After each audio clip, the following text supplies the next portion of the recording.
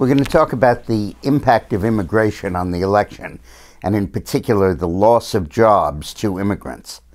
The federal government breaks up the labor force into two categories: those who were born in the United States and those who were not. In the course of those who are not, it includes legal immigrants, naturalized citizens, illegal immigrants, green card holders, and the whole group. But each month it publishes the statistics for each of the two categories, American and foreign-born.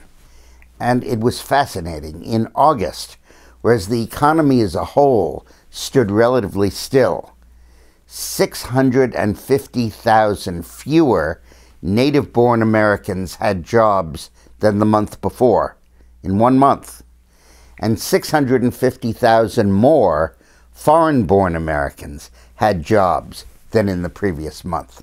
In other words, if it's not literally one for one, but it's as if two-thirds of a million immigrants took the jobs from two-thirds of a million native-born Americans. And this trend has been going on ever since the year 2000, and more immediately since Obama started his administration. Since Obama took office, there have been 1 million Americans who have taken jobs and 2.6 million foreign-born Americans who have taken jobs. So two-thirds, or almost three-quarters, of the total of jobs created under Obama have gone to those who are foreign-born. And that illustrates, I believe, the political potency and importance of the immigration issue. In a strange sense, immigration has become two separate issues: the jobs issue and the terrorism safety issue, with immigration at the root of both. For the jobs issue, it's becoming clear that the more we create jobs in the United States, the more they're going not to Americans, but to those who are coming from other countries. And that has a depressing effect on wage levels.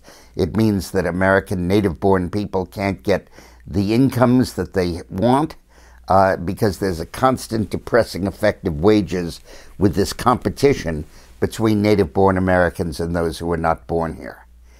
On the other side of the fence, with immigration, with the southern border being wide open and the border agents making clear that they cannot even begin to patrol that border to keep out terrorists and drug dealers and other serious criminals because of their duties in babysitting 100 children a day who are coming in over the border from Central America. We're facing a situation where we're vulnerable on both counts. So both of the major issues against Obama, his inability to deal with terrorism and the bad economy, have their roots really in immigration, which makes sort of a trifecta of Obama failures.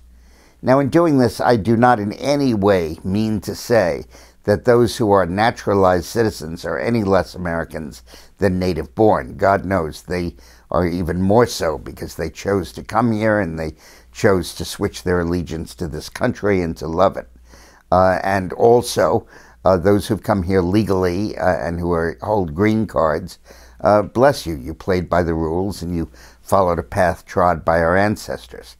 But most of the stuff we're talking about are illegals coming in over the border who are not supposed to be here, who have not entered the country in accordance with our rules, and who are taking the jobs of a lot of Americans, and more importantly, depressing the wages of everybody. Thanks for listening.